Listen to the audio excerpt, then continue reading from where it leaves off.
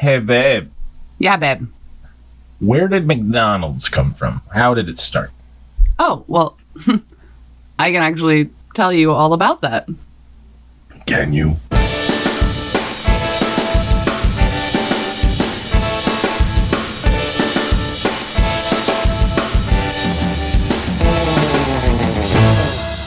Hey, y'all. Welcome to the Hey Babe Podcast. It's a podcast where we are intoxicated and we tell you about things that we are interested in. Mostly things that Chris is interested in, and I do all the research. I was going to say, correction, you'll be telling them about it. I'll be telling about it. I am your host. My name is Kaitlin Cook. Here is my co-host. Chris. He's my husband. So just a little bit of a brief backstory. History, I guess. One time only for the first time. This is our first podcast. Things will go wrong. The audio is going to be shitty. Terrible. Yeah. We're literally just cut out. We're literally constantly looking at the computer that we are using to make sure that it is still running. That's a burp. Yeah. But we are really trying to do this thing and make it fun and make it funny. Again, as background, I have always wanted to do something in the comedic sort of realm of things. I've been wanting to do something like this for a long time. Never really had my footing into anything in particular. I've always wanted to do stand-up. Felt like I couldn't do stand-up, this and that. So instead, we decided to get drunk and investigate weird random shit in our own home and go that route instead. And people have told us that we are funny back and forth together. So we decided to try it out. Yeah. It's a really good contribution. No, I'm really about it. Don't let that fool you. I'm just... I think this is going to be great. I think you're going to be great. It's going to go a lot better than our ghost hunting scheme we had. Yeah. Turns out we're just not douchey enough to have a ghost hunting. Yeah, we can't do that. Yeah. I was thinking of things to do for a podcast. I was trying to find some sort of happy medium of all sort of things that I love. And my conclusion was like, when you're in a bar before the internet existed, and people would get into these sort of discussions about how things started or the statistics on things or whatever. And they didn't have the internet available, so they would just argue and they would discuss them and talk about them. Well, I'm bringing that to a podcast form. We will be inebriated to a certain level. We will enjoy speaking about topics that we find interesting in the history of them. I love history. I love trivia. I love drinking. And I love to tell a fucking story. So all of that is what's going to happen in this podcast. And Chris is just going to be the willing participant that gets to react, give me questions, and then I will do a lot of research and give him the answers to the questions that he's asking. I have the easy job, just to listen, react, and work on my NPR All Things Considered voice. This is getting there. Yeah, we'll see. We'll see if maybe you can get a job on NPR. Sorry. Again, part of the process is inebriation. So I'm sorry that my bottle opener just fell on the table and made a loud noise. Sorry to your eardrums. That's it. This is over. No more podcast. I made a loud noise. Okay, so the first episode, we're going to talk about something that everyone, I feel like, knows and in their heart really loves. McDonald's. McDonald's. It's so synonymous with American culture, even though it's in multiple countries. Mm-hmm. It's a huge... it's a thing. It's a part of everyone's life. It's McDonald's is everywhere. Everyone knows, has a love-hate relationship with McDonald's. Oh yeah, it's a thing. It's one of those things you do at 2 a.m. when you're really drunk, or if you're not, having a healthy lifestyle. It's just every day for lunch. Not that I'm judging, but we've all been there. We've all been the M hole. Yeah. The MD hole. And it's so crazy, the evolution of what McDonald's used to be versus kind of what it is now. But let's fucking dive in. Let's just dig into America's greatest guilty pleasure. Let's do it. Okay, so McDonald's, we talk about McDonald's, and most people, if they're slightly aware of the history of McDonald's, they know the name Ray Kroc. I do not know that. You don't know the name? I don't know that name. Okay, so you're just like a basic person that doesn't understand the history of McDonald's. I like burgers. So Ray Kroc is kind of known as like the guy who invented McDonald's. But spoiler alert, he's not. He's kind of an asshole. Spit take. And I mean that in the nicest way possible. There's a lot of things that Ray Kroc did that were really great and wonderful and probably revolutionized the way that things happened, but also kind of a piece of shit in the way that he went about it. So let's talk about Ray Kroc. Ray Kroc was born in 1902. He was born in Oak Park, which is a suburb of Chicago, Illinois. Illinois? I always say Illinois, even though I know I don't. Okay, how dare you? Illinois. I know it's supposed to be Illinois. I always say Illinois. It's got an S on the end, right? It does. So I just feel like way she goes. It's like the GIF sort of argument where I say Illinois, even though I know it's not supposed to be. I say GIF, which is apparently what he said it's supposed to be, but it's anywho. Fuck him. That doesn't matter. He was born in Oak Park, in a suburb of Chicago, Illinois. Again, Illinois. From a young age, though, he, at the age of 4, actually, his father took him to a phrenologist, which, if you don't know what a phrenologist is, it is someone that studies the bumps on your skull, or your head, I guess. Yeah. And that's a phrenologist. They render an analysis of what kind of person you are based on the lumps on your fucking skull. Yeah, but in 1906, when he was going to a phrenologist, it was more like a fortune teller. It wasn't like a science. It was more like, we're going to tell your future based on the bumps on your head. Like, you could bring someone to a phrenologist, they'd feel your skull face and then say like, oh, well, based on this, your future lies in this. It was like a fortune telling tactic at the time. Yeah. So the phrenologist that he went to actually told him, he predicted, I guess, that Ray Kroc would have a future in food service. So in some capacity, his future would be in food service, which as a 4-year-old, you're probably like, well, that's a bummer. Yeah. Because I thought I'd be like, I'd go to the moon, or I'd be a bajillionaire, or I'd be, it's like, no, you're going to be in food industry, which... It's too real. Yeah, now if you tell someone that, they're like, well, what the fuck? Like, food industry? Really? But Ray Kroc sort of like took that and ran with it. Like, as soon as he was told, like, he like wholeheartedly believed it. He was like, this person is like basically a scientist. They can tell for sure what is going to happen to my life on lumps on my head. My destiny. As a 4-year-old, I'm going to be in food. That's what I'm doing. I'm going to be in the food service industry. Yeah. So as a young kid, he's like, I'm going to have a lemonade stand. I'm going to have a various fruit juice stand, like various fruit juices stand, like not just lemonade. He's doing all of the fruits.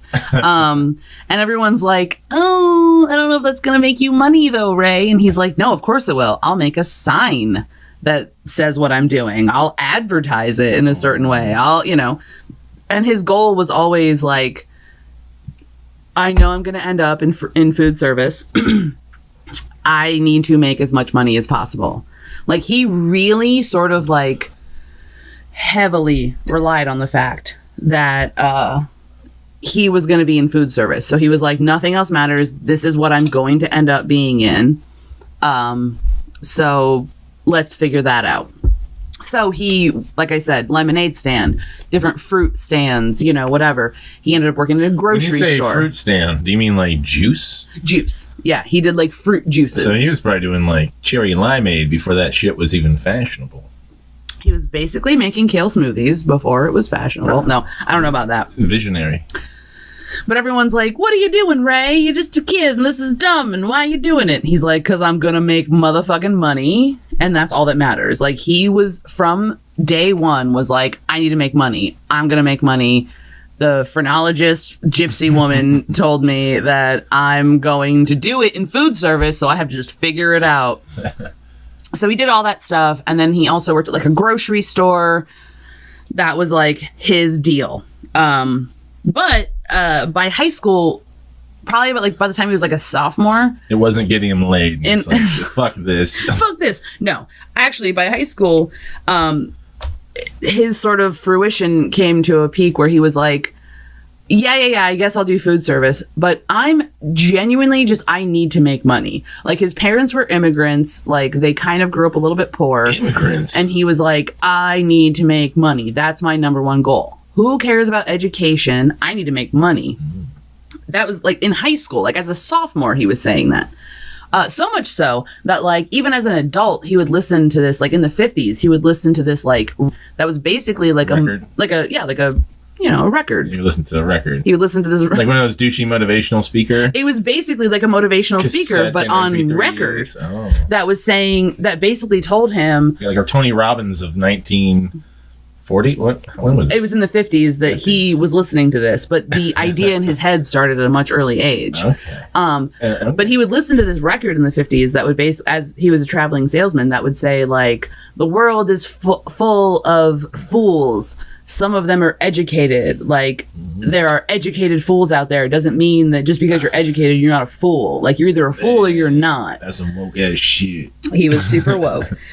So by high school, he was more interested in making money than he was interested in studying. Like, he was like, studying is garbage. Right. Who cares?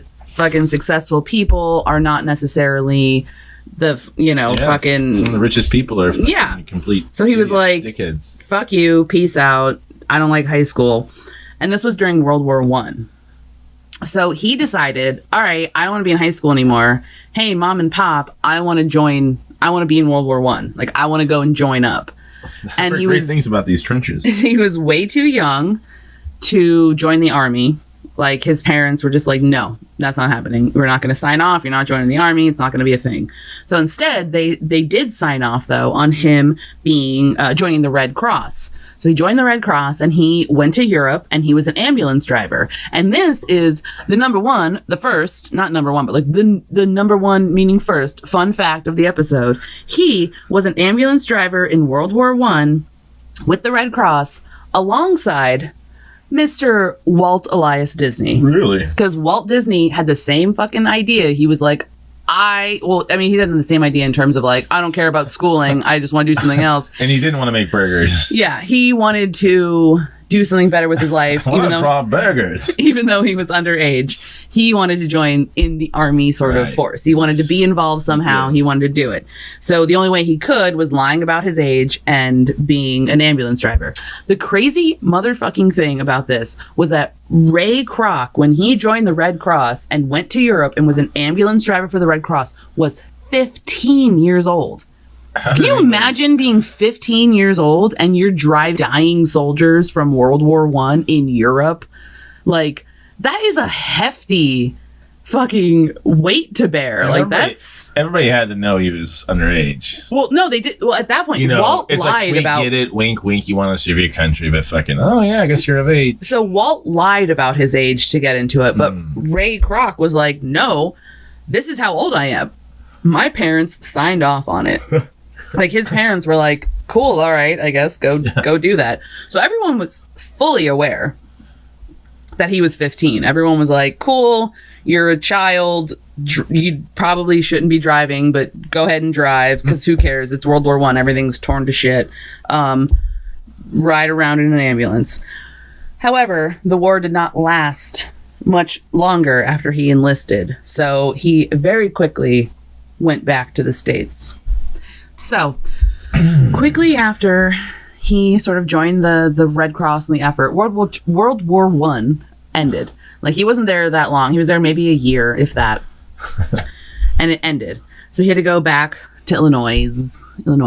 And again, though, his parents were like, maybe you should try to go back to high school, education. That should be a thing, like education. And he's like, all right, like, I I guess I'll try it. But really quickly was like, nah, it's not for me. Not doing it. And so he was a high school dropout. Like, he just was not into education. What a loser. Not necessarily. Oh. Just because that doesn't make you a loser. Is this the end of his story? No. He There's definitely... more? Yeah. So after the war ended, he ended up meeting this gal, which I'm not really going to talk about, like, his sort of different marriages and romances, because to me, it doesn't really matter. Like, I don't really care about that aspect of his personal life. It's not burger related. Exactly. But I will sort of talk about him meeting his first wife, just because it does tie into his professional life. So he met his first wife. Literally don't even remember her name because I don't care. I'm pretty sure it was Chantal. It was Chantal. Yeah, no, it wasn't. It was like, I think it was Edith or something like that. He meets he meets this woman. He's like, oh, cool, we should date. And they did for a couple years. And they were still under 18 when he was like, I want to marry you. But his dad, because they were both minors, his father and his mother were like, we're not signing off on that shit. We're not going to like let you guys get married. You don't even have a job. Like, you don't have a job. Why am I going to let you like marry someone? So what he did was he got a job at the Libby Paper Cup Company. So it was this company that sold paper cups, like Dunder Mifflin paper cups. Dunder Mifflin, the people person's paper cups. Cup. He got a job there, and then once he did, his dad was like, "All right, I guess you have a job, so that's fine. You can have the marriage." So they get married. He works at the paper cup company, Libby, for a long time, for like a good while. He's like their number 1 or number 2 salesman. Okay. The reason he is because he goes after soda fountains, which during that period of time, soda fountains start to become huge. This place where you don't quite get a meal, you get a snack. A lot of teenagers hang out there. They make milkshakes, black cows, cherry sodas, you know, all of this variety, you know, the soda jerks. And it's like, it's the fucking like 50s. Like, it's a fucking soda fountain. It's like hugely profitable. So he literally signs with Walgreens, which we all know Walgreens nowadays, but back in the day, Walgreens was a typical pharmacy, which had a soda fountain. That's how it used to be back in the day. Like, a pharmacy wasn't just a pharmacy. It was like they had a diner sort of countertop.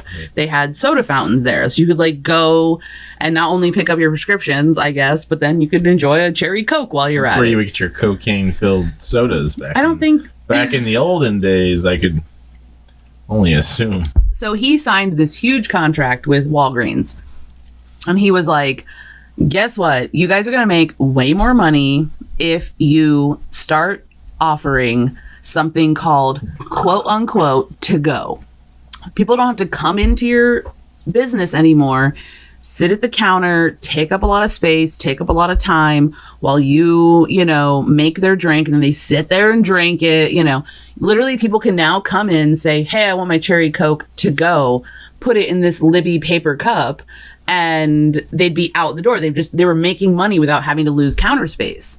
So he became like the most profitable Libby paper cup salesman at the time. Like, he was living the high life. Him and his wife were like, we're balling. We go on vacations. We're doing all the things. He changed the game. And then one of his clients at one of these soda fountains invented something. Oh, boy. I was going to say, he sounds like a real, like, kind of go-getter, not a bad guy so far. I'm just waiting for, like, an opportunity for some villainy. The way that I kind of look at Ray Kroc is sort of like a person that has 1,000,001 ideas, and it just so happened that one of them took off. Like, he is just someone that is like, I want to make money any way I can. How can I make the most money? How can I, And while there is passion in him to a certain degree about eventual McDonald's, he sort of is this cutthroat, very that type of person. Like, he's he's the businessman's businessman. But we're not there yet. So one of his soda fountain clients invents something called the multi-mixer, or the multi-mixer. So basically, back in the day, soda fountains would have a milkshake machine that was a single rod. You could make one milkshake at a time. That was it. That was as far as the technology had come. Well, this guy was like, how can I make more milkshakes at once? Therefore, supplying way more milkshakes to way more people. Yeah, that makes sense. I'm going to make a milkshake machine that can produce like 5 milkshakes or 6 milkshakes at once. And bring 6 boys to the yard. Exactly. Going to bring all 6 boys to the yard. But he was just like, hey, I just invented this thing. I don't have a lot of money. I don't really know what to do with it. So Ray Kroc was like, you know what? I'm really good at selling stuff. I have money right now where I'm financially stable. So what Ray Kroc does is he quits his job working for the Libby Paper Cup company. Oh, Libby was so good to him. They were. But he quits his job because he's like, this is revolutionary. This is amazing. This is wonderful. Does well for a little bit by selling these. And then it starts to die off a bit. It's not as profitable as he thought it was going to be. Like not a lot of places are doing like a crazy amount of business. However, there's one client of his as a multi-mixer salesman. He's the one and only. That's how much he believed in it, that it never got beyond just him selling the multi-mixers. There was one client where he could not even sell one multi-mixer to some people because they were like, we just don't do the business. And he would argue like, well, you would do the business if you could sell multiple milkshakes at once. They'd be like, no, I don't see that happening. I can't invest in this new piece of machinery. We don't like Game of Thrones. Have you tried watching it? No, it's just a lot. Well, you should try watching it, you basic bitch. Sorry, you're not a basic bitch if you don't watch Game of Thrones. You are a basic bitch. I mean, if anything... You need to watch Game of Thrones. Game of Thrones is amazing. Sorry. I know I'm alienating probably a lot of our non-existent fan base. But Game of Thrones is amazing. Just shut up and accept it. I'm sorry. I digress. Anywho, so he realized that there was this one client of his that not only bought a multi-mixer, they bought 8 multi-mixers. And if they can do 6 milkshakes at a time, or was it 5? 8, 16, 20, I think we're talking about 6. It was 5. It should have been 5. It was 5. Well, they could do 5 milkshakes at a time. Start again. But they were able to make 5 milkshakes at a time. He had a client that was like, originally ordered 6, and then he was like, there's no way, that's a mistake. Give me their number. Let me call them and make sure that we have the right order for them. Like, cause he's on the road this whole time going drive-in to Yeah. He's like, let me call them. Cause there's no way they want 6 of them. That's ridiculous. He calls and they answer and they're like, he's like, hey, I'm the guy that sells you your multi-mixer, or multi-mixer. I have an order for 6, and the guy's like, oh yeah, that's a mistake. He's like, yeah, that's what I thought. Like, there's no way you need 6. And he's like, yeah, we better make it 8. So Ray Kroc is like, holy shit, like what business in the food industry, like the food service industry, needs enough milkshake makers that they can make 40 milkshakes at a time? Like, what is happening? These guys are killing it. Yeah. So let's side note really quickly. So that is one timeline. Let's go back in time. Let's Bill and Ted it. Let's go back in time. Let's talk about Richard and Maurice McDonald, also known as Dick and Mac McDonald. So they were born in New Hampshire, but in the late 1920s, while Ray Kroc was selling his Libby paper cups, they decided, specifically Dick McDonald was like, I want to be a millionaire. Like, that's what I want out of life, is I want to be a millionaire. Like, that's all I care about. So they decided New Hampshire's not the place for them to do that. Let's move to California. So Dick pack up their car. They go to California because they want to become millionaires. And Dick McDonald specifically was interested in like the movie business. He thought that's where they could do it. So they started out by working on film sets. Like, they'd move set designs and props. They'd move them around. They were basically stagehands. But then they made enough money that they could start their own movie theater. They thought, like, sweet, this is how it's going to happen. We have a movie theater now. And then it turns out sorry, not so profitable to have a movie theater. So they went from working on sets, have their own theater, wasn't profitable, but they noticed that on the corner of the street that their movie theater was on, like on the corner, was a man who had a hot dog stand. And he only sold hot dogs, and I think it was hot dogs and orange soda. Crab juice. Ooh, I'll take Diet Mountain Dew. Simpsons throwback for all of you that get it.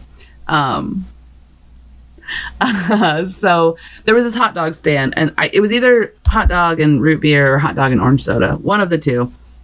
They realized they would look every day and see that this dude was making money hand over fist, like holy shit, so much money was being made. They were like, well, fuck, like if we want to make money, we want to be millionaires, looks like we don't need to be in the movie business because we're not really good at it. We should be in the food business.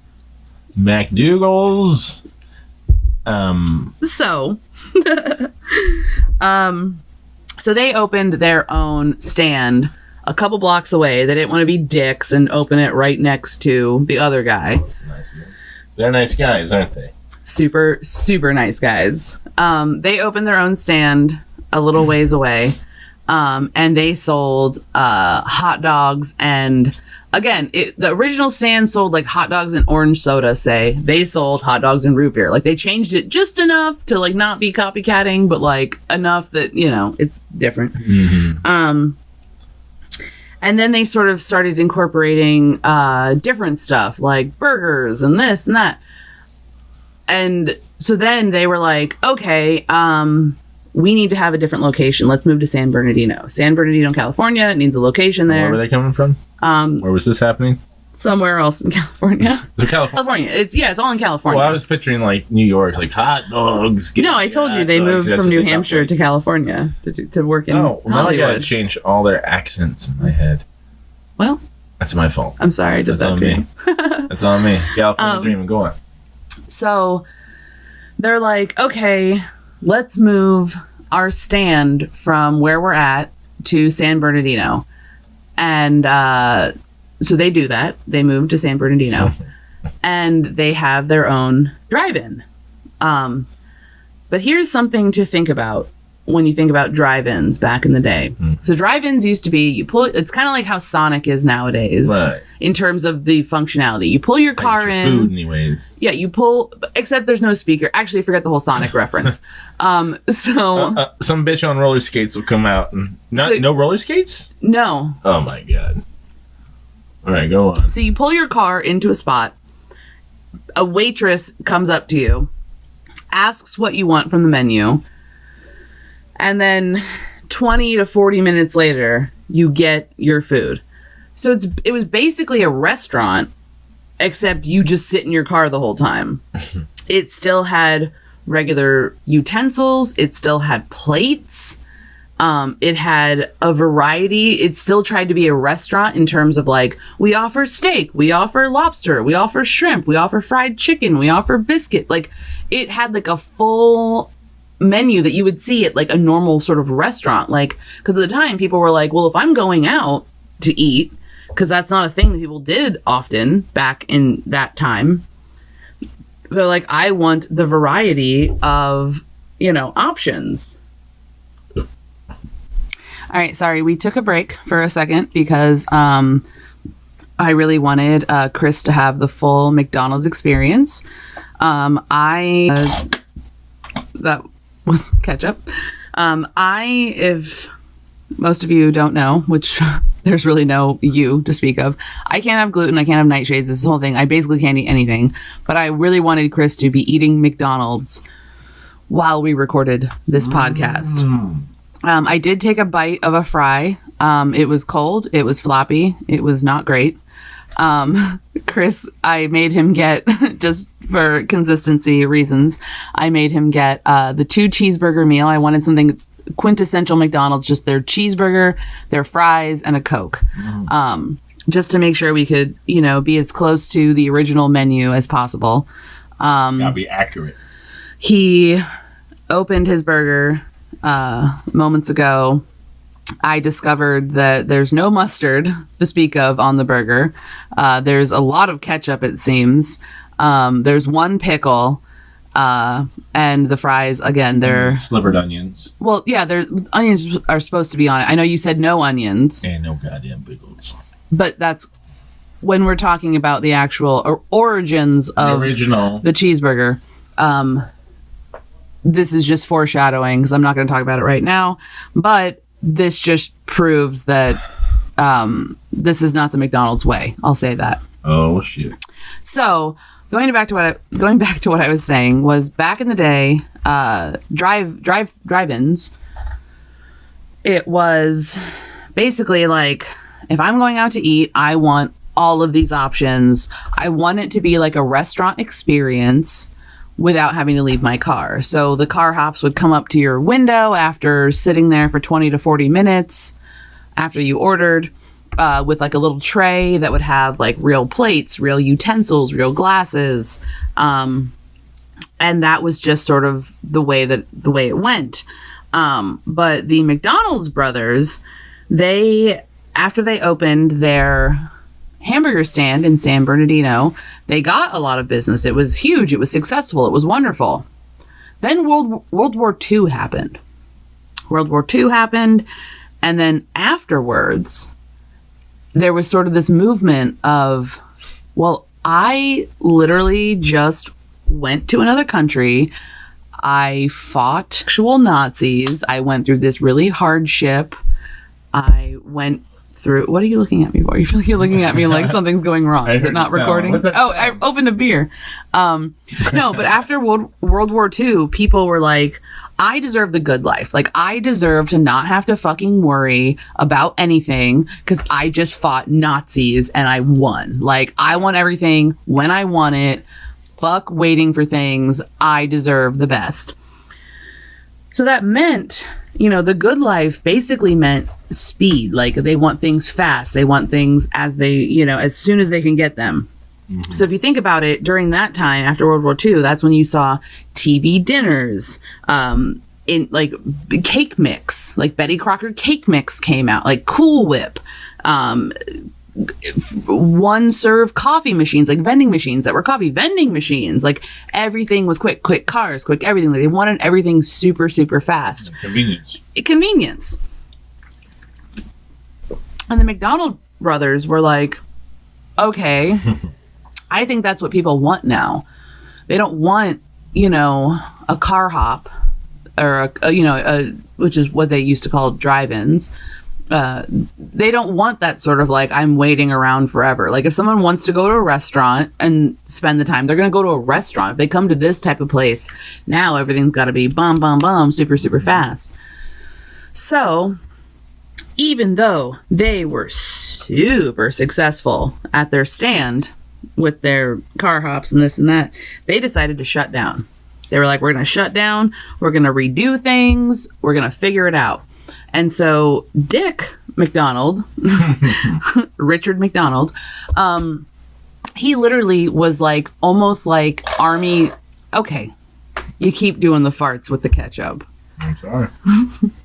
He was almost like Army level, like drill instructor level of organization, speed, this and that. Like he developed an entire system. Like he came up with, basically he looked at like Henry Ford and the assembly line of like how to make Fords and was like, let's make that, but for hamburgers. Like, let's figure it out. He also saw that just like every other drive-in, they had every the sun you could think of. They had barbecue, they had fried chicken, they had biscuits, they had this, they had that. But they realized that like, I think it was like 85% of their sales were burgers, fries, Coca-Cola. Like that's what people were ordering when they went to their restaurant. So they completely shut down. They were like, let's develop a system that makes everything like an assembly line. Let's make it quick, speedy, consistent, good. And so they decided to, like I said, close down. When they reopened, they had a new menu. It went from 25 items down to 9 items. But when you look at the actual items, it's like, it's hamburgers, cheeseburgers, french fries, milk, milkshakes, root beer, orangeade, Coca-Cola, and coffee. So it was really just hamburgers, cheeseburgers, and fries, and then a variety of drinks. Yeah. They had new equipment, which was more like an assembly line, because they wanted to guarantee that each burger came out consistent. It was the same. Everything was all going to be the exact same. Like customer 1 in the beginning of the day would have the same cheeseburger as customer whatever at the end of the day. 1 billionth served. They also decided they were going to eliminate the sort of the car hop service. So the waitresses that would come to your car, they were like, no, let's get rid of that. Let's make people park and come up to us. Yeah. And it wasn't a come inside situation. Oh. It was still like a walk up counter, but it was the invention of self-serve. Like they literally invented not only the sort of assembly line system, which they called the Speedy system, they also invented the idea of self-serve. They were like, not only will we make your food really, really fucking fast, because it's an assembly line, we have 2 different people manning the grill. We have 1 person on fries. We have 1 or 2 or however many people assembling the buns and the condiments on it. Right. They also were like, and you come up to us and order it. They cut their service time. In the previous restaurant they had, it was 20 minutes from order to getting the order. It was 20 minutes. They cut that down to 30 seconds. You would go up, order, within 30 seconds you had your food. No one in the history of time at that point had ever had what is now known as fast food. They had fast food. The birth of diabetes. Exactly. They also realized that there was this huge sort of cost of real plates, real utensils, all of that kind of shit. It costs money. So they were like, why don't we just serve it in like paper stuff, like paper plate, like paper cups, not paper plates. We'll wrap things in paper wrapping, put it in a paper bag. We'll just give you this little like bag and a cup, and then you go on your way. Is this how you hooked up with Libby? No. Oh. You can eat it in your car. You can eat it outside. You can eat it at home. You can take whatever. It was all to go. It was all a thing. So...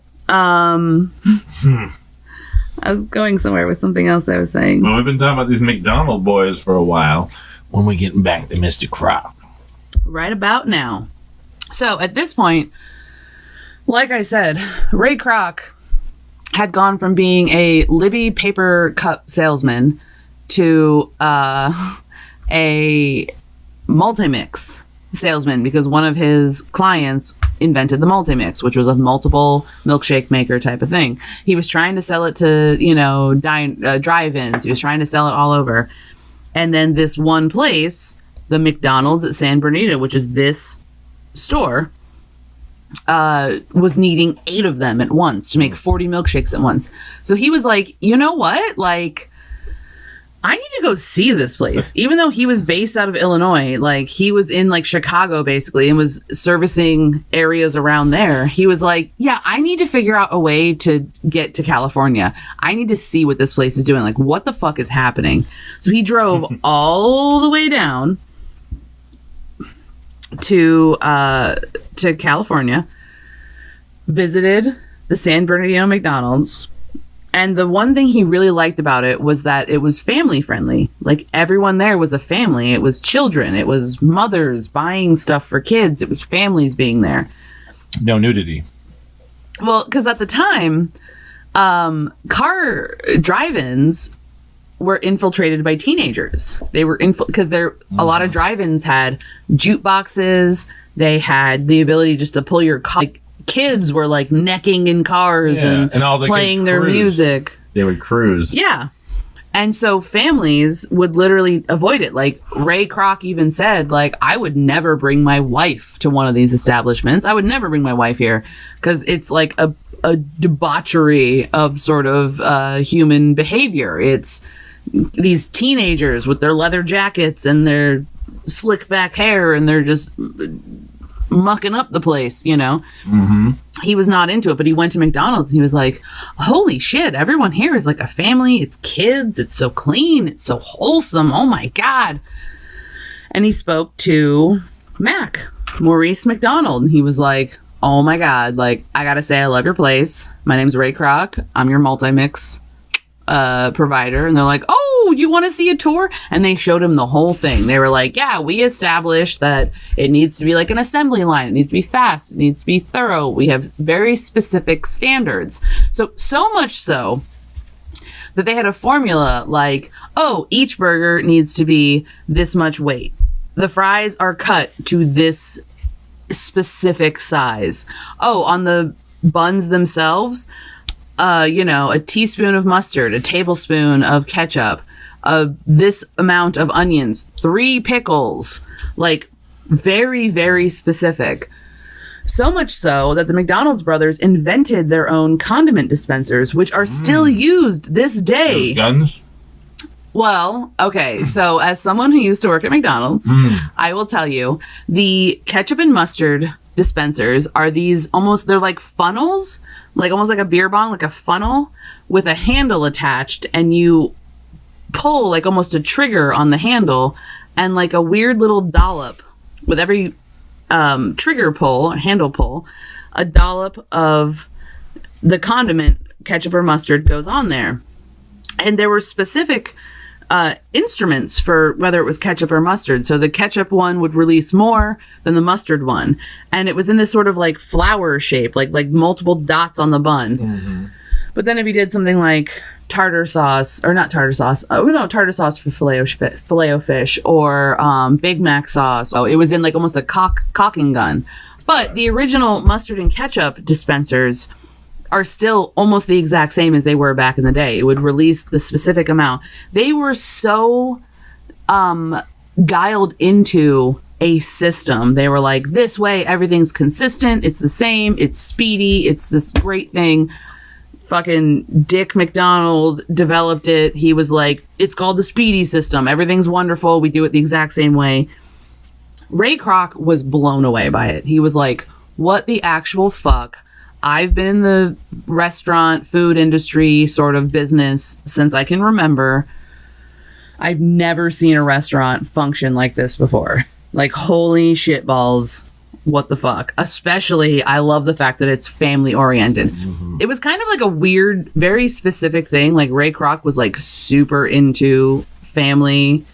The idea that like family run business. He loved the idea of like a husband and wife sticking together and doing it themselves and being, owning these, like he loved that idea. So, he was actually 52 years old the first time that he saw the San Bernardino McDonald's. And because they ordered those 8 multi-mixers, he was 52 years old and he was like, I need to get in on this shit somehow. So what he did was he signed a contract with the McDonald's brothers, because he basically went to them and was like, why don't you guys franchise? Like, why aren't you franchising and why aren't there multiple locations? And they were like, oh, because no one that's offered that has been willing to maintain consistency with our standards. He's like, no one's willing to do it the McDonald's way. Mm-hmm. And he's like, okay, I'm your guy. I will do that. Hire me. And they were hesitant. They were like, I don't know. We've tried it before. Everyone kind of does their own thing. It's not really cool. Like, they try and do, their own menu items. They do their own this, that. Like, we can't maintain the standards. We've tried it. We don't want to do that again. And Ray Kroc was a born salesman. Like, as much as he could come up with like shitty idea after shitty idea, he would still win, every once in a while. Like he still had at his core, he was a salesman. So he sold him on the idea. He was like, I'll do it. I'll make sure everything's consistent. I mean, why wouldn't I? You guys do this thing that's like amazing and it's like revolutionary and I need to get on the ground floor of this. So excited. So he signed a contract with them that gave him the exclusive right to sell the McDonald's brothers method. So basically, I'm allowing you to go out and sign on franchisees that will do what we're doing at McDonald's in other restaurants. He was like, sweet. And honestly, originally, Ray Kroc wasn't even thinking like, yeah, because this is going to be super successful. He was like, yeah, for every franchisee's whatever that I sell, I can sell them 8 multi-mixers. Like, he was, at the end of the day, like, all his... about that multi-mixer. Yeah, because that was his main sort of revenue at the time, was like, I'm a multi-mixer salesman. That's the only thing I do. I'm the only one that does it. I need to sell these multi-mixers. So I'm going to sign a contract with the McDonald's brothers to be like, what's up? Yeah, I'll sign franchises. You know, I'll sign on people to franchise your business. But what is part of it is that I get to then automatically sell them 8 multi-mixers. Exactly. You have to use my multi-mixer. So he is like so excited to sign this contract with them. Because again, he's not thinking about like... He's going to sell all them multi-mixers. Yeah, he's not thinking about like, this restaurant's going to be something. These multi-mixers are going to be something. Because at the end of the day, Ray Kroc is like, I want to make money. Like, I'm all about money. I want to make money. This is a way for me to make more money. I got money. So he's like, okay, let me sign this agreement. I'll do whatever you want. I just want to open these places. So he wasn't thinking of the long term in terms of like franchising this restaurant. He was thinking like, yeah, just let me sign something so that I can make money off of each person I sign that will then get multi-mixers. So then he's in California. He returns to the Chicago area, which is where he's from, because he's like, I'm the first franchisee. I'm gonna open my own McDonald's. Only to find out that there's conflict in that area because they had already tried, the McDonald's brothers had already tried to franchise. And there was a business or a group of people, you know, whatever you want to call it, that already sort of had the rights to the Chicago suburb area to open McDonald's. So then he had to, not only had he already, you know, sign this contract, put up the money to start his own restaurant, he then now had to worry about like, well, shit, I'm legally not allowed to start a restaurant in this area because these motherfuckers already own the idea and the rights to putting a McDonald's here. Right. He had to buy them out of that contract for $25,000. Which back then is probably... Which back then, you know, we're talking about like... That's a lot of money to me now. That's a lot of money for me right now. It was a lot of money for him too. Like back then, oh boy. He basically went into debt to open his first McDonald's because he had to buy these people out of their contract. But he persevered, he did it, he figured it out. And in April of 1955, he opened his first McDonald's in Des Plaines, Illinois. Illinois. Complete with golden arches and neon golden arches, and not how now where it looks like an M, but like literal arches on either side of the little tiny like trailer size restaurant, like bookends overlapping the trailer. Right. Neon golden arches and a neon McDonald's sign. And side note, because I looked into this, oh boy, neon signs weren't even brought to the United States until 1923. So this is 1955. Neon signs weren't even like a thing until 1923. Like the French were like, let's bring this, you know, over to America in 1923. So this was still relatively like, oh my God, someone's got a neon sign. Like it really made this place stand out that they had these huge arches that went over the restaurant that were made of neon. Like it was a really big thing. Stood out. So another thing to note was that while he had this first restaurant, and in his entire life really, Ray Kroc was basically like OCD about cleaning. Like he was a avid cleaner, he was a neat freak. It was this huge part about his life. So he constantly kept that first location spotless. He would go in on Saturdays. He would scrub the thing that you like wring the mop out in. He would scrub that with a toothbrush. Because he was like, every single thing about this restaurant has to be clean, sanitized, looking friendly, looking good, looking appetizing to anyone that comes up. He was like such a freak about it. Oh, yeah. Another reason too, though, was because he was literally like anytime a potential buyer of a franchise would, you know, he'd interact with him, he would bring him to that location and be like, look at what you could have. See how sparkling and clean and spotless it is. So he would bring them there. He'd persuade them to buy a franchise of McDonald's, because at this point he was basically the dude that signed franchises. Keep in mind, though, getting that mixer money. But at that point, like once he started to really get into the franchising, he eliminated the idea of the multi-mixer. Really? Because he was like, this is where my money's at. He thought that he would make way more money. He ain't no mixer man. Signing franchises, because for every franchise that he sold, he would collect 1.9% of the revenue, which he would then give 0.5% to the McDonald brothers. Okay. But keep in mind, his original contract with the McDonald brothers said that any changes that he wanted to make had to be approved in writing by the McDonald brothers. So he had to basically approve anything he wanted to do, to change, to make more money, to whatever. He had to get it approved by them. Right. And they were dudes that were like, we are about quality and consistency. We're not about making money. That's not what we're here for.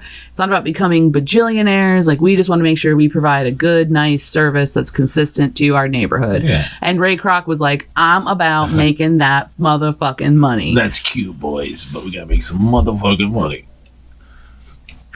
Which is fair. So, his first year of being the executive I sell franchises person, his first year he sold 18 franchises in his first year. But he realized that he was barely making enough money to cover his expenses, because 1.9% of revenue, it's not enough to like be profitable. Like, so forever, it doesn't matter how many franchises he opened up, he just really wasn't making money, because he was so excited to get in with the McDonald's brothers that he was just like, I'll fucking sign whatever you want. Let me do this. So it was literally to a point where he was like going to a bank to be like, I need more money. Like, give me money. And they were like, sorry, dude, you've come to us with like every other shitty idea under the sun, because that's who Ray Kroc was, is he had an idea every second, and they were all pretty much terrible. That they were like, no, we don't want to give you money. But he then met someone named Harry Sonnenborn, I think is how it's pronounced, who helped him legitimately, like literally helped him revolutionize, excuse me, his business. So he helped Ray Kroc realized that he needed to figure out a better way to make money. And the way to do that was to, instead of just like, hey, sign this contract, I get 1.9% once you do, and now you own a McDonald's, I'll teach you all of the ways to become a successful business. You know, what Harry said was, no, bro, you're thinking you're going to make money in the hamburger business. You need to make money in the real estate business. So Harry was like, what you need to do is don't let the franchisee pick where they want to put it. You pick, you buy the land, then you lease the land to that person. They can either pay a monthly fee or they can pay a percentage of sales, whichever is greater. It incentivizes the owner of the franchisee to make more money, because they want to be able to pay off, the certain amount. And it incentivizes Ray Kroc to get more people to get McDonald's. And at the same time, it has nothing to do with the original contract that he signed with the McDonald's brothers, because while they can control what happens in the store, he gets to control now what happens underneath the store, above the store, around the store. He controls the land. So he can charge whatever he wants for the land that's underneath the actual restaurant without breaking the contract with the McDonald brothers to approve all changes through them. Harry Sonnenborn, I think that's his name, helps establish the McDonald's Corporation, because at this point Ray Kroc is like, I am McDonald's. Like, I'm the one that's setting up all these shops. You guys are fucking peons who doesn't realize how fucking great and big this could be. I'm running the fucking show. I'm figuring out ways around you to make everything great, because he's so frustrated with them, because every time he approaches them like, hey, Coca-Cola will give us an exclusive contract and they'll give us money if we just put a little advertisement on the menu board that says like proudly serving Coca-Cola at all McDonald's restaurants. The McDonald's brothers were like, we're not about that. We're not trying to like make money. We just want to provide good service and good food. Like, no. Every time he approaches them with an idea that makes more money, cuts costs, whatever, changes anything, they're like, nope, not entertaining the idea of it. You said you want to do things our way. This is our way. So he went around it. He was like, okay, I'll still do things your way. However, now I'm going to make some motherfucking money off of these franchisees because I'm doing all the work. So he started realizing, cool, I'm now going to lease the property to these people. And he got their approval for this in writing? What? He got their approval to do this? The franchisees? Yeah. Well, no, the McDonald's dudes. He didn't have to. Because it was a separate company. He wasn't violating. Basically, the brothers were like, you can't change the way we make burgers. You can't change, anything about our system. We have the Speedy system in place. The leasing out. Oh, well, but franchising wasn't. And Ray Kroc was given the exclusive rights to sell the McDonald's way to franchisees. But what he changed that had nothing to do with the brothers was he said, well, I set up this separate business. It just so happens to be called the McDonald Foundation or Corporation. And what I do is I am a real estate agent. I buy land, and then if a McDonald's franchisee happens to want to put a McDonald's on there, yeah, I'll sign them as someone who works for you guys. But they just so happen to be on the land that I bought. So totally separate, not breaking the rules of the contract. But he also used their name, and they were like, yeah, but people are going to get confused because they're going to think that it's something to do with us. And he's like, yeah, that's what I want. I want them to think that I am McDonald's. Like, he was like, fuck you. You're dumb. You didn't think of this earlier. I'm going to weasel my way around to making money and making McDonald's mine. So between 1958 and 1961, Ray Kroc opened over 200 new McDonald's. It started with one in San Bernardino, and they were like, in like 1954. By 4 years later, he had opened over 200 restaurants. Damn. Think about that for a second. There's a lot of restaurants. Yeah, it's crazy. It's a lot of Mickey D's. A lot of fish fillets.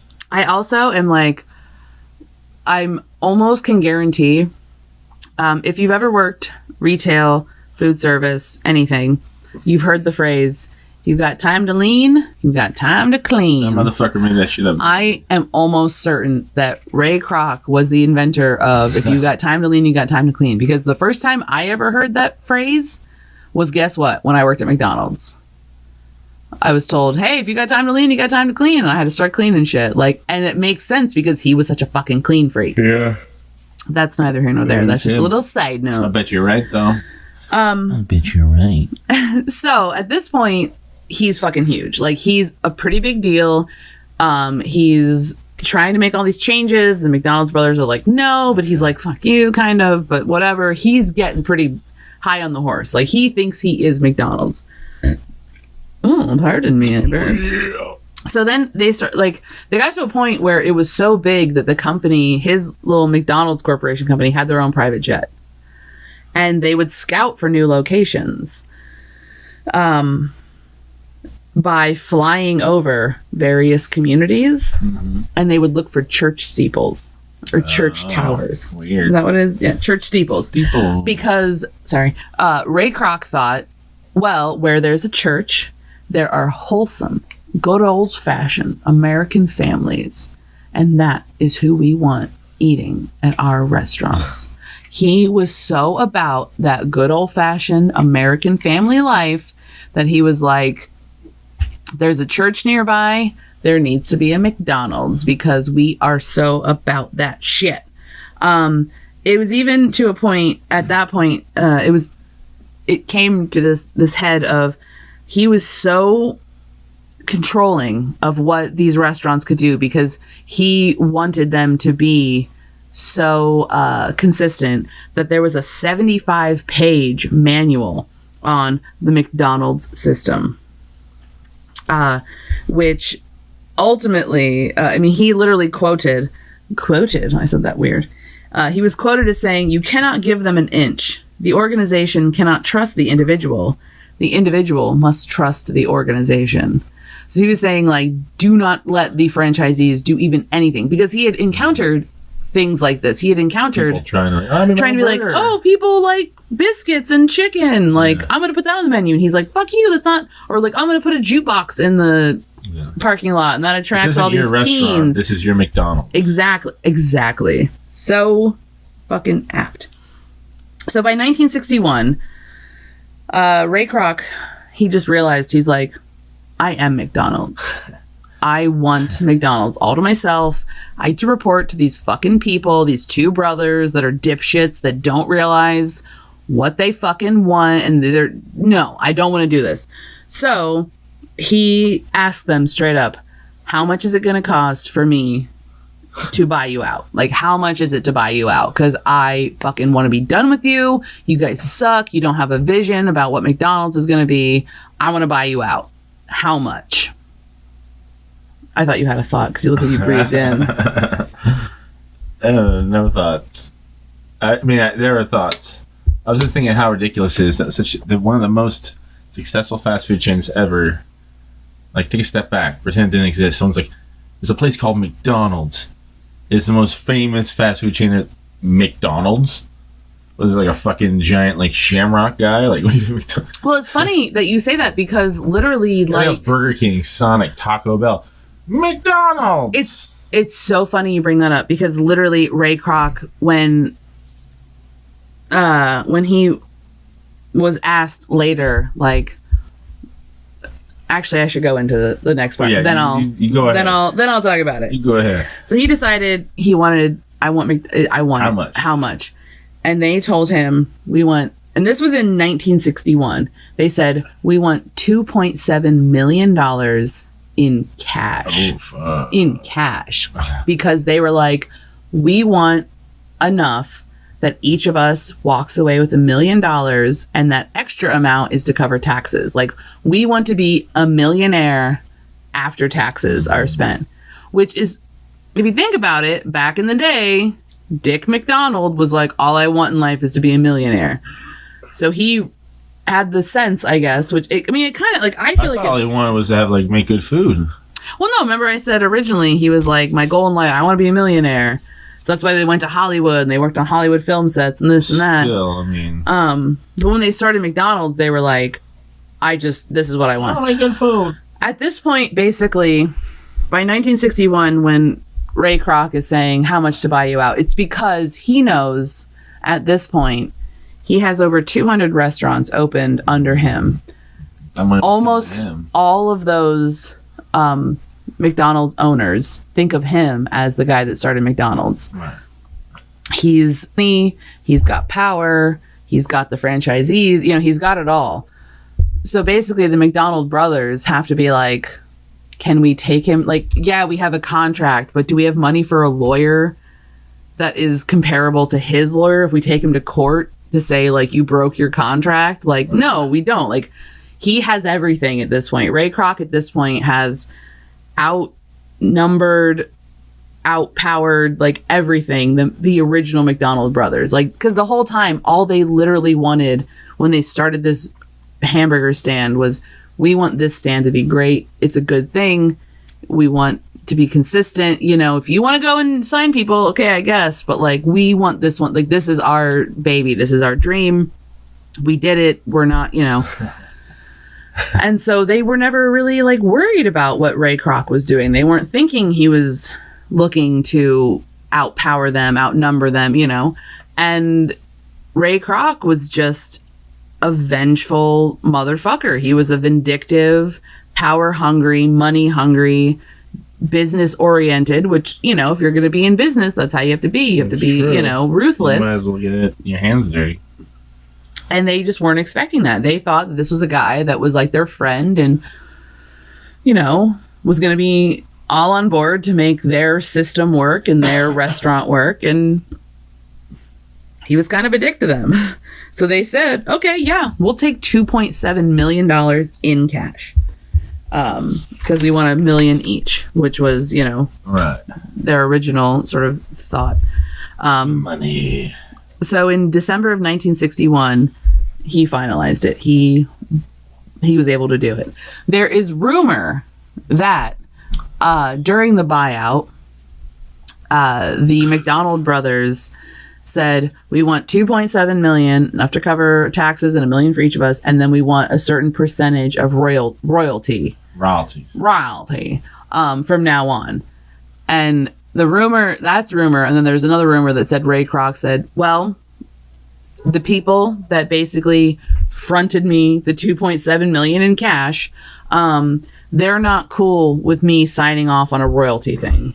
But what I can do is give you a handshake agreement. Right. I will give you a handshake agreement that says, this royalty thing, it just can't be on the books, because then I'm not going to get the money to give you that 2.7 million. Right. So I'll tell you what, I got you. Yeah, it's basically like, trust me, I got you. The contract will say this. I will make sure on my word of honor to do X, Y, and Z afterwards. Handshake agreement.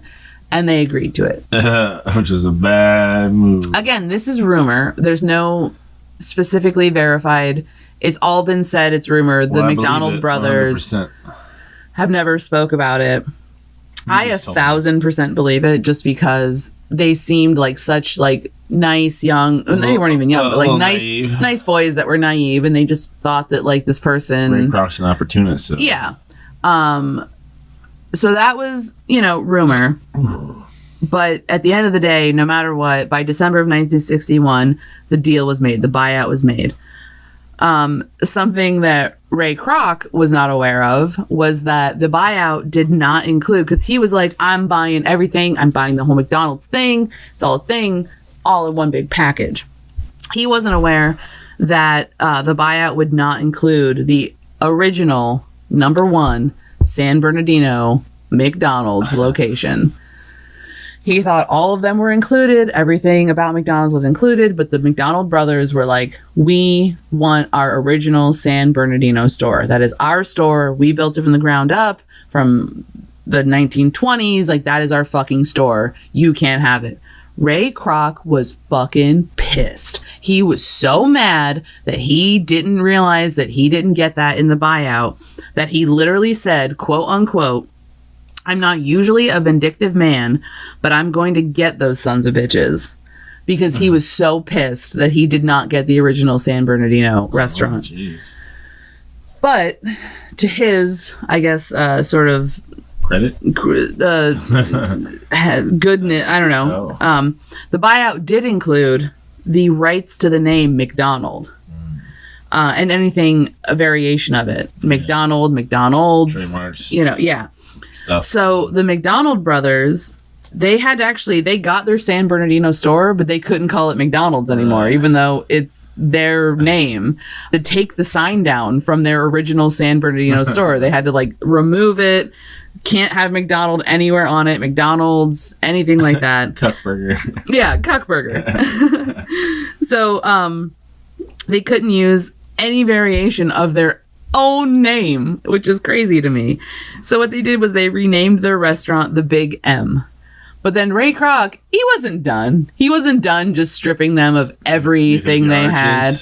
Well, no, he got the arches in the buyout. He got the arches, he got the name, he got all the locations, he got everything.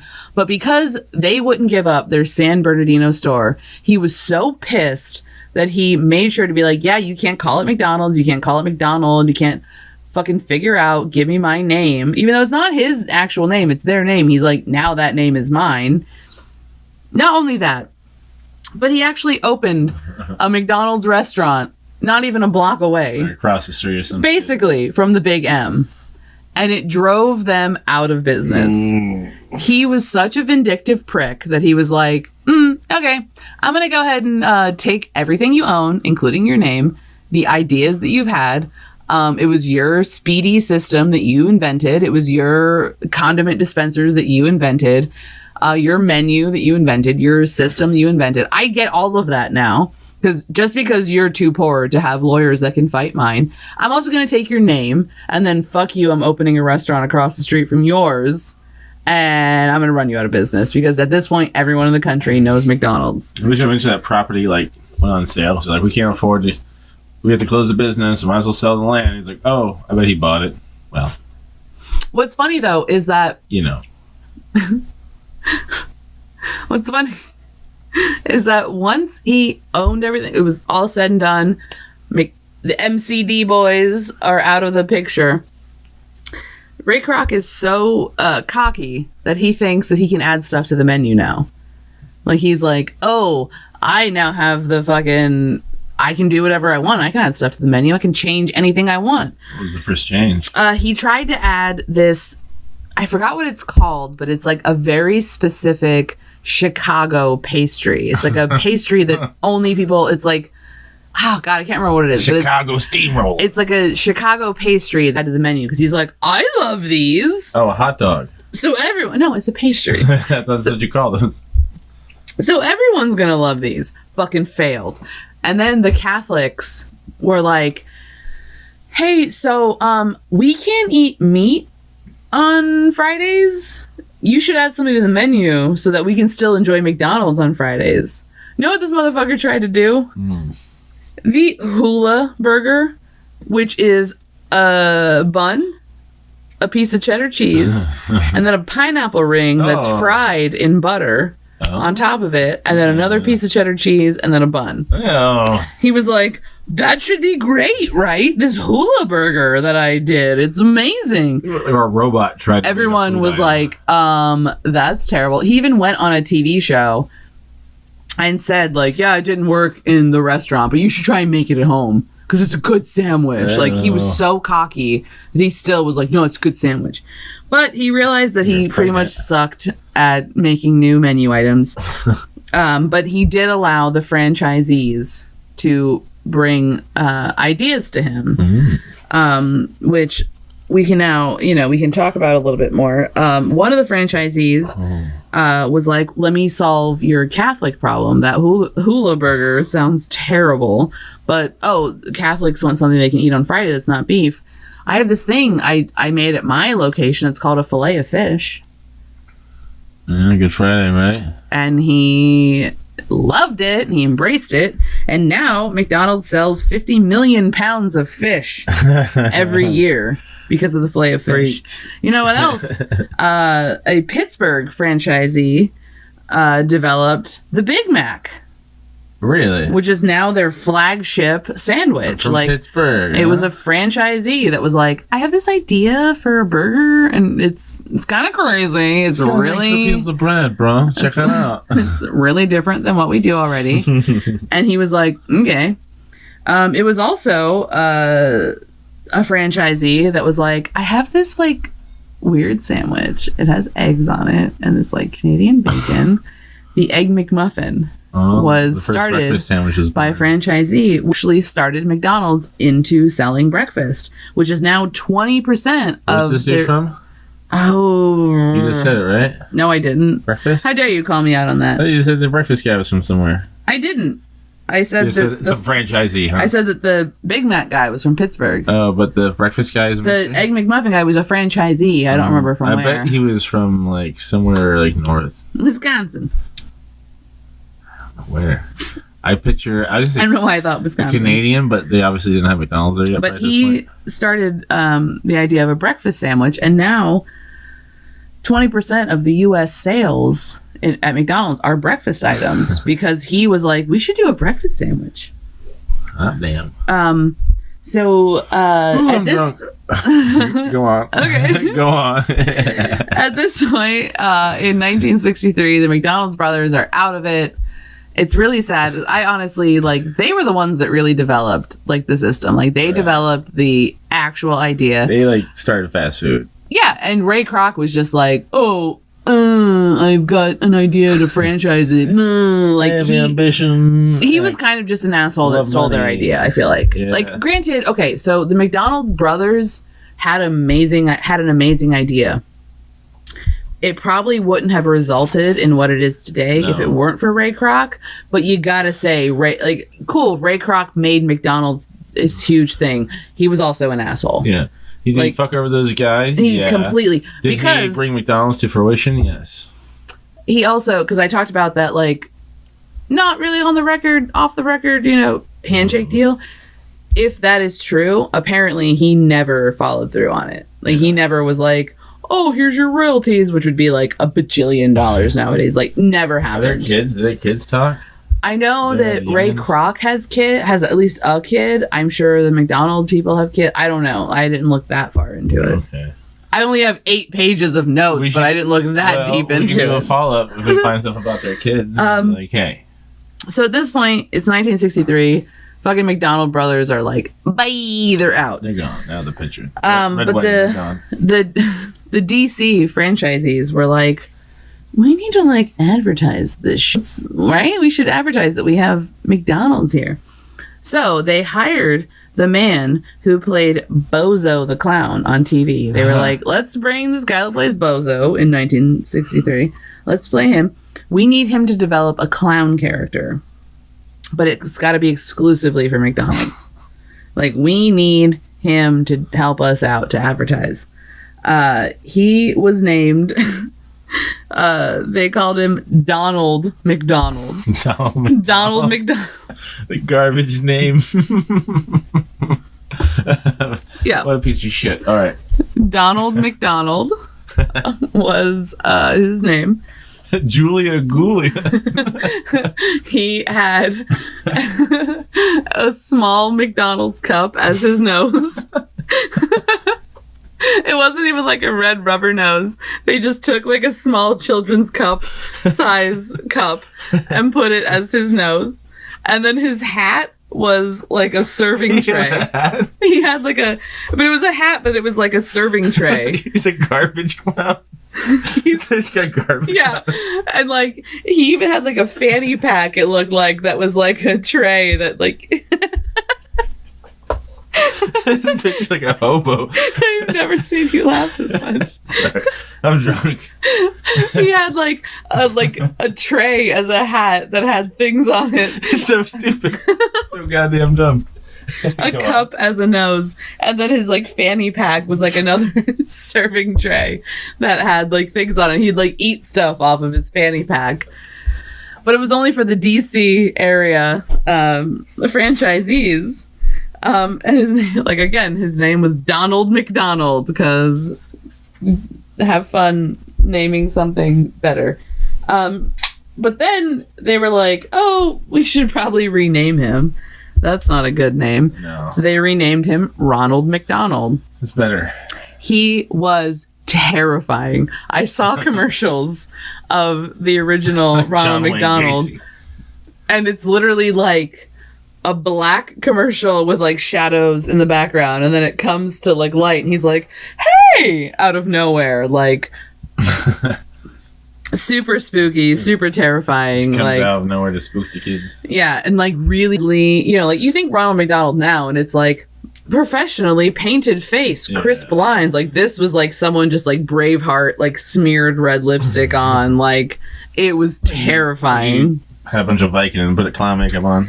But the DC area kids loved him, because at this point, Ray Kroc was like, the way that we're going to get people in is by the kids loving our shit. Like, that's how it works, is like, kids are going to love it. They're going to talk their parents into bringing them there.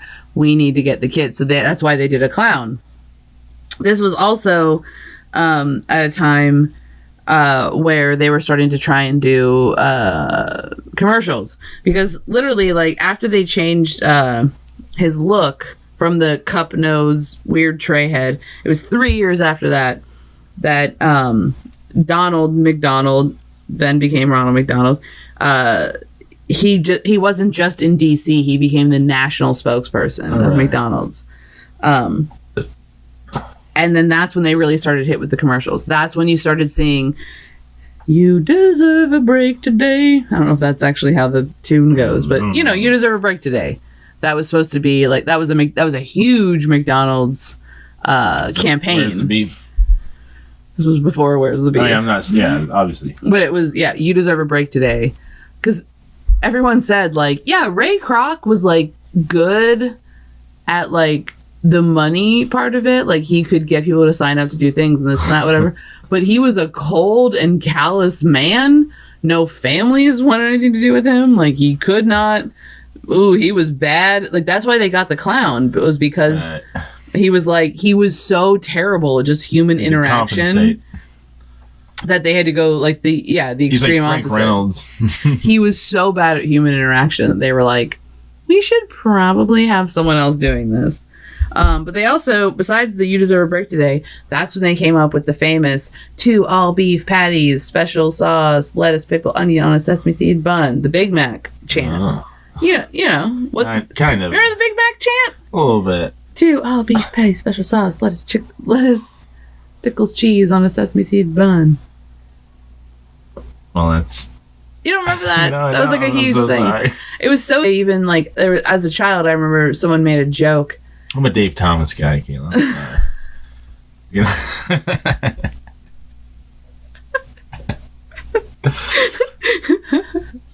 Okay. You never fucked anybody over. I get it.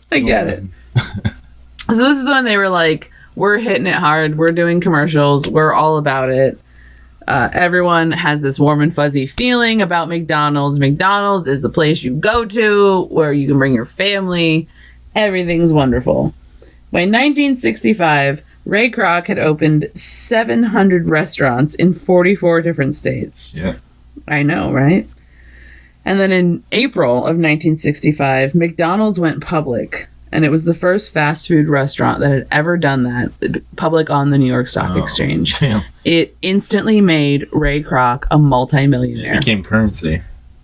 The funny thing about it is that Ray Kroc didn't know anything about the New York Stock Exchange. So he was just like, I don't get it. People would come up to him in the office like, yeah, the stock went up again today, Ray. You just earned another $1 million. And he would just be like, I don't understand how that works. I don't get it. Like, he was like a dumb fuck. His like, broker or whatever. Like, hey. He was a definite high school dropout. Like, again, he always was like, why do you praise people with education? There's lots of fucking good, smart people that don't have an education. There's a lot of educated fools. Like, he literally, till his dying day, was like, you don't have to be educated to be smart, but he also didn't understand how much money he had. Yeah. Go ahead. No, I'm just saying, yeah, that's true. That's a prime example. By the early 70s, McDonald's became the largest food supplier in the country. Damn. They literally surpassed the U.S. Army in the number of meals served. In fact, I thought I had a little statistic. Where is it? Where is the statistic? Bring it. I guess I didn't. I thought I did. Well, so... No, I thought I had a statistic where it was like... Well, can we... Every day a percentage of people are fed by McDonald's. But right. That's probably a big fucking number, shit. I know, right? Just to, bring it full circle, January 14th, 1984, Ray Kroc died of heart failure. He had multiple strokes leading up to that. At this point, again, I'm not going to talk about his, personal life. I think he was on his third wife. He also had bought the I don't know sports. The Padres. San Nicodemus Padres. Did you say what did you say? What? He bought the Padres. The year that he died, the Padres actually went on to be one of their first successful years. Year of my birth. I know. Well, no. 84, you said. You weren't born at this point because that was January 14th. I said year of my birth. I know you said year. I'm saying that you weren't born at this point. It's a special year. Okay. I will be born. Sorry, go ahead. Yeah, so January 14th, 1984, Ray Kroc died. He died of heart failure. He had multiple strokes leading up to that. He was in a hospital for a long part of it. But when he died, his net worth was $600 million. $600 million. And that was in 1984. Think of how much McDonald's has grown. A fuck machine. Another fun fact. Money like that.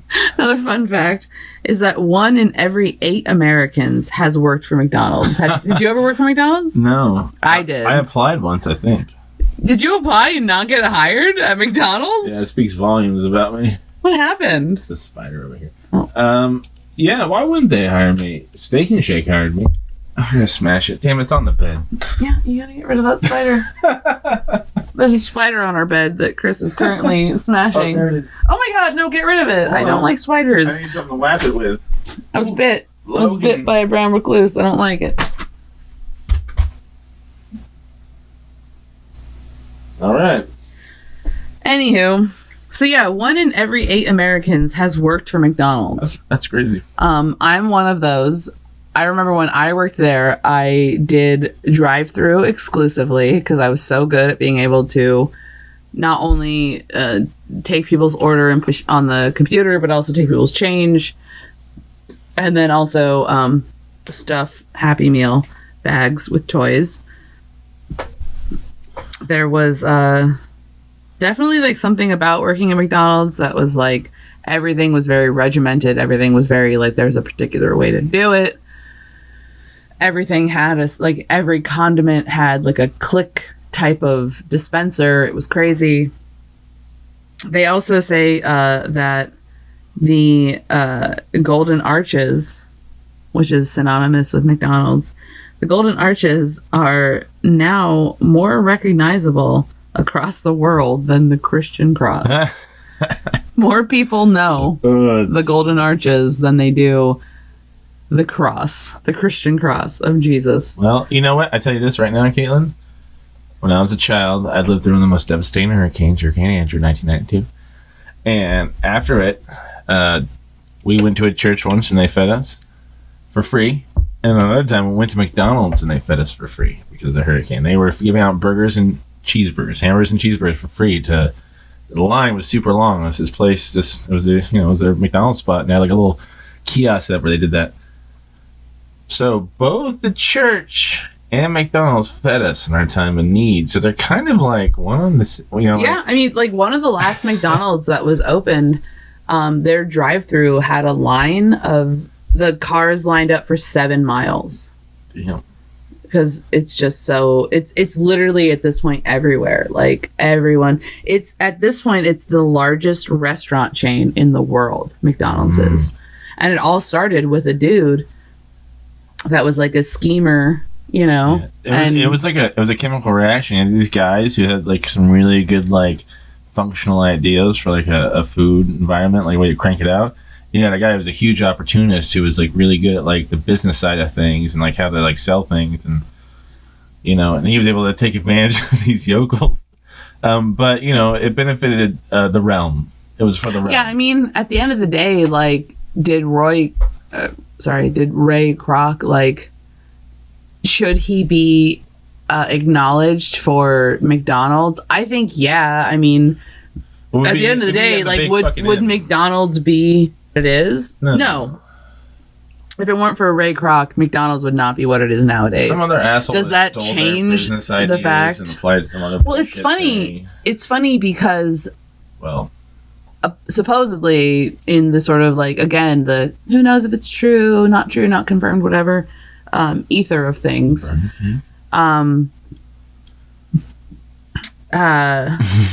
Kroc, you know, one of the McDonald's brothers at one point was like, well, but we showed you everything for free. Like we just showed you how we do it. Like, why are you doing this to us? Why are you suing us basically for the rights to like everything? Like, you could just steal it and do your own thing. Like, why are you could steal our design and do it. And he's like, why would I? Like, it's the name that get like McDonald's.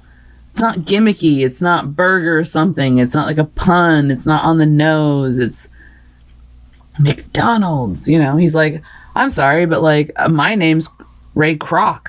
When people hear Kroc, they think crock of shit. Like, no one's gonna want to eat at a place named Kroc. Crocs, you know, no one's gonna want to eat there. But McDonald's, that's an American, you know, like that's a wholesome, good sort of feeling name. Like, it's crazy because he literally was like, yeah, no, like I could have just opened my own place. But no, I gotta steal your shit. Sorry, I gotta steal your shit. You did it, but you're not utilizing it to its best interest. I'm just gonna do that for you and not give you any money. Sorry, you're not as cutthroat as I am. I'm a cutthroat motherfucker. Yeah. Well, flash forward. follow-up question. It's a two-part question. First part's fun. You remember when the Flintstones movie came out and the McRib was introduced? Is that why the McRib was introduced? I'm pretty goddamn sure that's where that motherfucker came from. And it came in a collector's cup. It was like this crystal clear, like, glass mug with like a... I feel like I remember that more than I remember the McRib being introduced. If you got the because McRib of it. meal, I think you got it. But we can you look into the origin of the McRib, and we can do a follow-up to this. It's a short little blurb.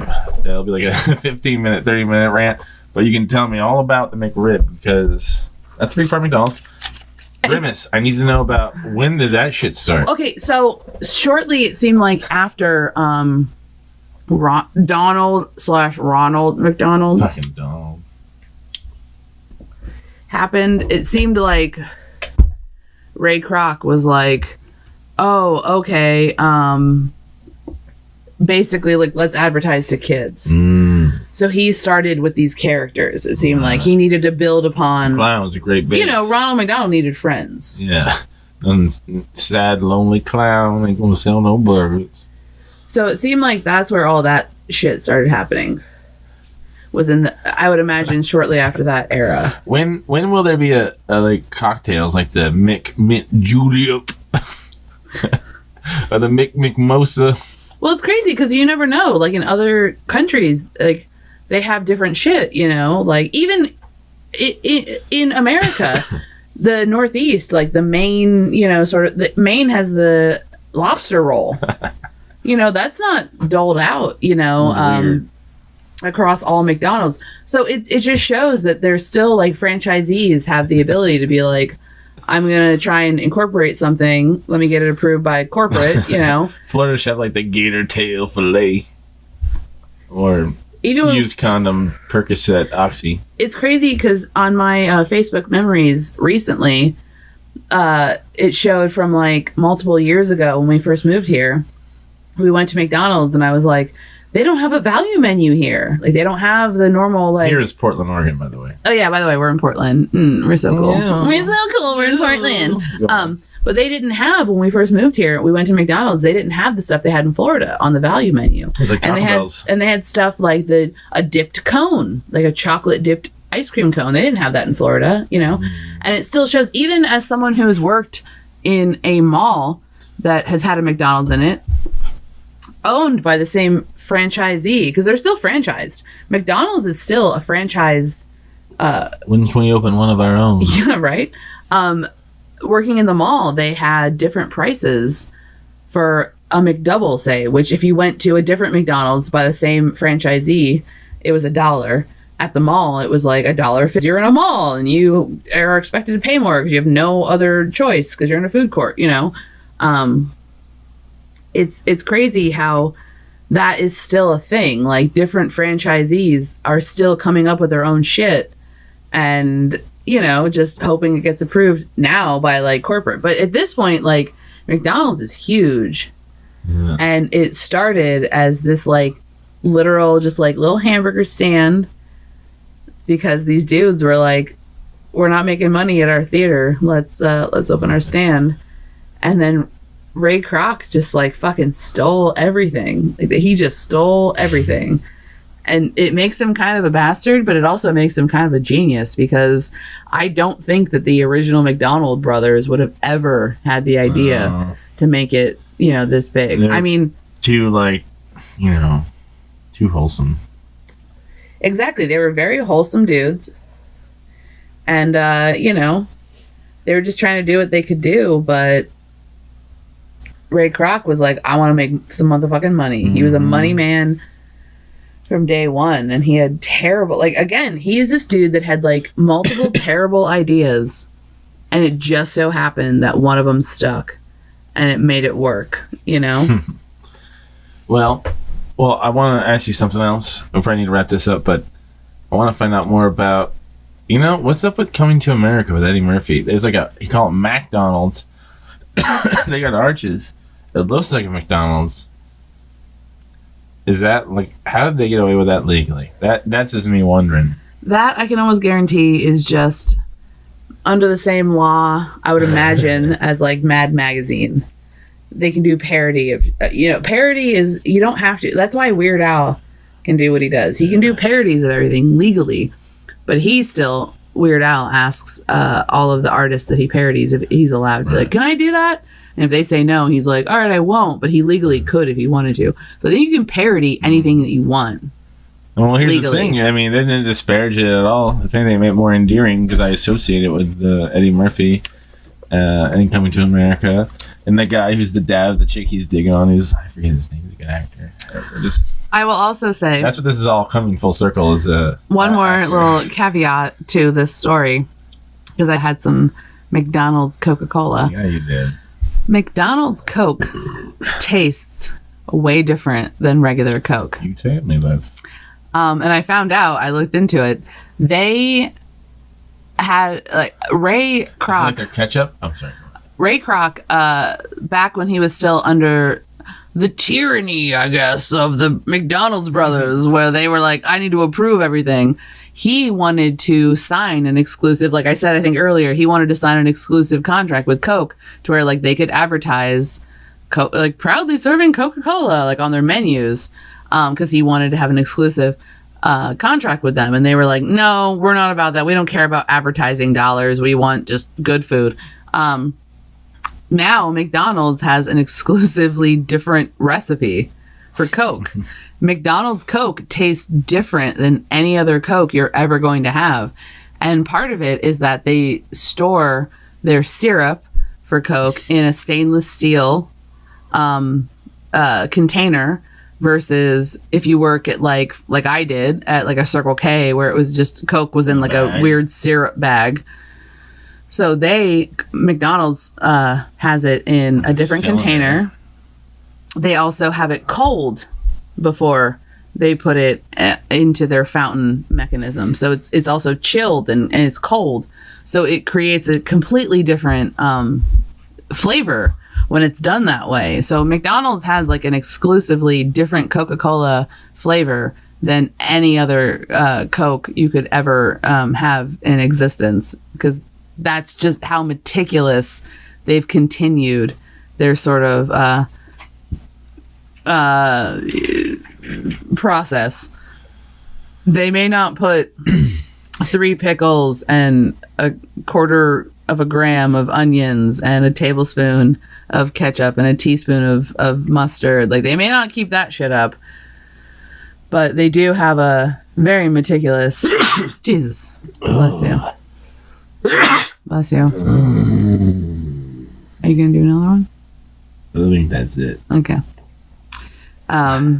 Very meticulous, sort of, branding that they have.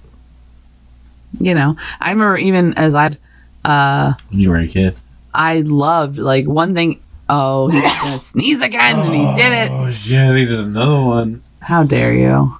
No, go ahead. I am gonna blow my nose loudly while you tell your story. Keep going. I just remember when I was a kid. Go on. I loved McDonald's at Halloween time because they had these exclusive little Happy Meal buckets that looked like a ghost or a Frankenstein or a witch or, whatever. And Frankenstein. Yeah, they did. And it was so cute and so wonderful. And I, as a child, loved it. And they're just always trying to, they, at least back in the day, they were always just trying to, like, come up with something new and different and fun. Nowadays, not so much. No. Now they're just like, add bacon to a Big Mac, I guess, or like bacon to our fries, and it's gross and terrible. McDonald's is not what, like, if Ray Kroc was still alive, he'd be like, what the fuck? This is all terrible. What are you doing? Yeah, lucky he not alive now.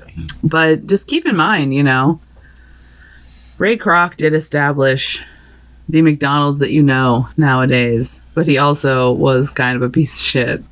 All right.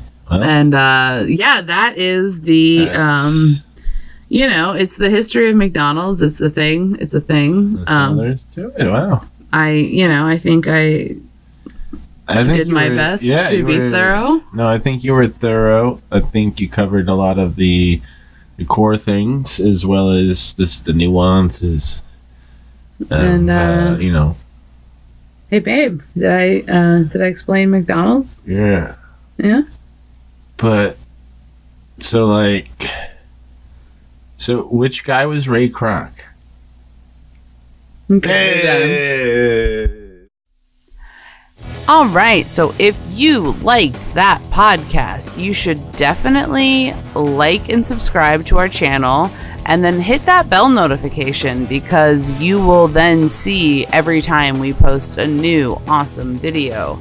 All of the links that we have below are to our other outlets like Instagram, SoundCloud, and Gmail. Thank you so much for listening. We hope to have you back again, because you're awesome. All right, bye.